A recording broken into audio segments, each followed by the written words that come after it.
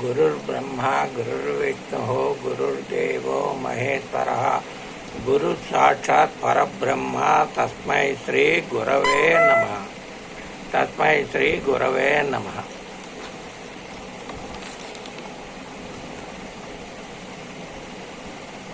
హరోం హర హర మహాదేవ శంభో శంకర. అమావాస్య, పౌర్ణమి ఈ రెండిటికి గల వ్యత్యాసం ఏమిటి? సంస్కృతంలో ఏ అమా అమా అనగా కలసి అని అర్థం. ద్విఏఎస్వైఏ వస్య అనగా నివసించడం లేదా సహవాసం అని అర్థం. దీని ప్రకారం చంద్రుడు లేని రోజు అని అర్థం. అనగా ఈ రోజు చంద్రుడు కనపడడు, అమావాస్య రోజు. ఇక అమావాస్య విషయానికి వస్తే భాద్రపద మాసంలో వచ్చేటటువంటి అమావాస్యని మహాలయ అమావాస్య అంటారు. ఏ తిథిలో చనిపోయినా ఈరోజు మాలయ పక్షం పెట్టవచ్చు. అమావాస్య దగ్గరికి వస్తున్న కొద్దీ 30 అక్టోబర్ 2024 నుండి ఇరాన్ ఇజ్రాయిల్ యొక్క యుద్ధ పరిణామం ఎక్కువగా ఉండి తీవ్ర పరిణామాలు ఉంటాయి. అదీ కాక మనకి ఈ సంవత్సరం రాజు కుజుడు అనగా మంగళవారంతో ప్రారంభం అవ్వటం వల్ల కూడా క్రోధీనామ సంవత్సరంలో అనేక విపత్తులను ఎదుర్కోవాల్సి రావటం తథ్యం. కాబట్టే ప్రతి వాళ్ళు అంగారక గ్రహం యొక్క శాంతిని చేస్తూ ఉంటే కొంతవరకు ఉపశమనం చేయవచ్చు. ఏ తిథిలో చనిపోయినా కానీ ఈ అమావాస్య రోజు పెట్టవచ్చు. అయితే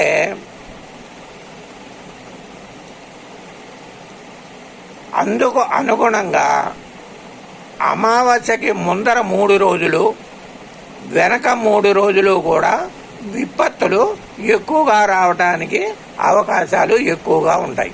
ఎందుకంటే మనది చాంద్రమానం. చాంద్రమానం అంటే చంద్రుని యొక్క బలాబలాలను బట్టి చూసేటటువంటిది చాంద్రమానం.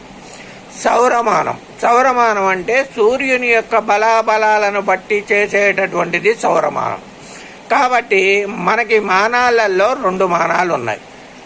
ఏది? చాంద్రమానము, సౌరమానము. కాకపోతే మనం ఎక్కువ భాగం అంతా కూడా చాంద్రమానాన్నే అనుసరిస్తారు. ఎందుకంటే అమావాస్య దగ్గరకు వచ్చేటప్పటికి ప్రతి వారు కూడా ముహూర్తాల దగ్గర నుంచి ఆగిపోతాయి 3 రోజుల ముందరే. కాబట్టి పౌర్ణమి నాటి ధ్యానానికి, అమావాస్య నాటి ధ్యానానికి చాలా తేడా కూడా ఉన్నది.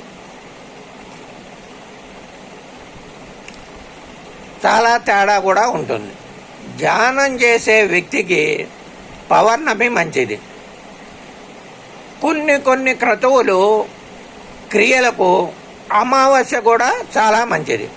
అమావాస్య నాడు చంద్రబలం పూర్తిగా క్షీణించి కుటుంబ కలహాలు, వాహన ప్రమాదాలు, యుద్ధ భయం, కుటుంబంలో అకారణ కలహాలు, స్పర్ధలు, మనిషికి వివాదాలు, ఆర్థిక ఇబ్బందులు రెట్టింపగుట జరుగును. అమావాస్యకి 3 రోజులు ముందర, 3 రోజులు తర్వాత కూడా చాలా సమస్యలకి లోను కాగలరు. అందుచేత జాగ్రత్త వహించాలి. దీనిలో మాతృ ఆరాధన కార్యక్రమాలు కూడా అమావాస్య రోజు చేసుకోవచ్చు.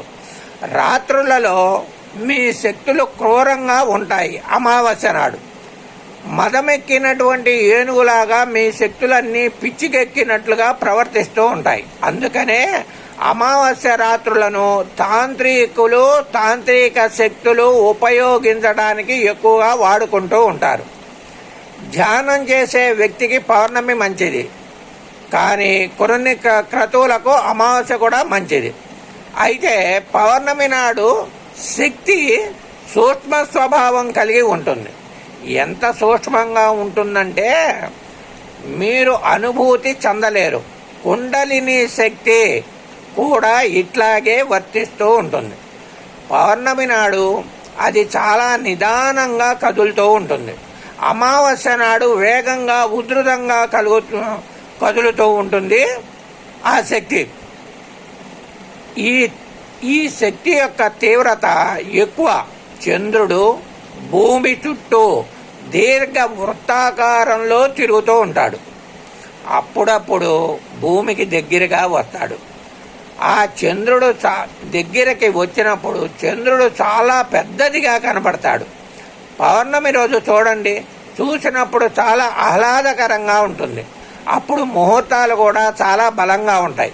ఎందుకంటే మంది చాంద్రమానం కాబట్టి పౌర్ణం ముందర అంటే దగ్గర శుద్ధ షష్ఠి దగ్గర నుంచి బహుళ షష్ఠి వరకు కూడా ముహూర్త బలం చాంద్రమానం యొక్క బలాబలాలు చాలా బాగుంటాయి. అప్పుడు ముహూర్తం బలంగా ఉంటుంది. సాధ్యమైనంత వరకు టెన్షన్స్ లేకుండా జీవనం చేస్తారు. మానసిక ప్రశాంతత ఉంటుంది. అప్పుడు భూమి మీద చంద్రుని యొక్క గురుత్వాకర్షణ శక్తి ఎక్కువగా ఉంటుంది. ఒక్కొక్కసారి దూరంగా వెళ్తాడు, అప్పుడు చిన్నగా కనబడుతూ ఉంటుంది. ఈ సమయంలో భూమి మీద చంద్రుని యొక్క గురుత్వాకర్షణ శక్తి చాలా ఎక్కువగా ఉంటుంది. ఈ పౌర్ణమి అమావాస్య రోజు కూడా సముద్రం ఆటుపోట్లతో చాలా ప్రమాదకరమైనటువంటి స్థాయిలో ఉంటుంది. కాబట్టి మత్స్యకారులు కూడా అమావాస్యకి ముందర 3 రోజులు, తర్వాత 3 రోజులు కూడా జాగ్రత్త వహించాల్సినటువంటి సందర్భం ఉంటుంది. కాబట్టి ఆటుపోట్ల యొక్క ప్రభావం సముద్రం మీద కూడా ఎక్కువగా ఉంటుంది. అది కాబట్టి ఏమిటంటే ప్రతి వాళ్ళు కూడా అమావాస్యకి ముందర 3 రోజులు, తర్వాత 3 రోజులు అన్ని రంగాల్లో ఉన్నటువంటి వారు వ్యాపార పరంగా కానివ్వండి, వాహన పరంగా కానివ్వండి, రాజకీయ పరంగా కానివ్వండి, కొన్ని సంక్షోభాలు రావటానికి కానివ్వండి, ఇజ్రాయిల్ యొక్క వారు కూడా ఇదే సమయంలో రావటం వల్ల అమావాస్యకి ముందరే ప్రారంభమైంది. ఆ ప్రారంభమైనటువంటిది కూడా ఉన్న కొద్దిగా తీవ్ర స్థాయిలోకి వెళ్తుంది. కాబట్టి ఇటువంటి స్థాయిలో మనకి సబ్జెక్టు తెలిసినప్పుడు ఏమిటంటేనండి, ఆ సబ్జెక్టుని మనం ఉపయోగపడేటటువంటి విధంగా చేసుకోవాలి.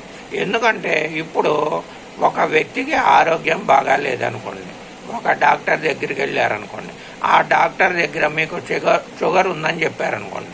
ఎప్పుడైతే డాక్టర్ షుగర్ ఉందని చెప్పారో అంతకుముందు తీపి ఎక్కువగా తినేటటువంటి వ్యక్తి కూడా ఆయన చెప్పినప్పటి నుంచి షుగర్ని చాలా వరకు కంట్రోలింగ్ చేయడానికి ప్రయత్నం చేస్తాడు.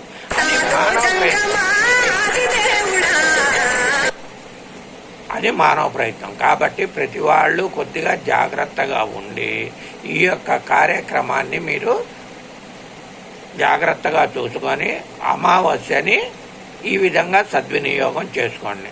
ఈ అమావాస్యకి ముందర 3 రోజులు, తర్వాత 3 రోజులు కూడా శివారాధన ఎక్కువగా చేయండి. ఎక్కువగా చేస్తే ఈ సకల చరాచర సృష్టికి కూడా మూలం ఆది దంపతులు.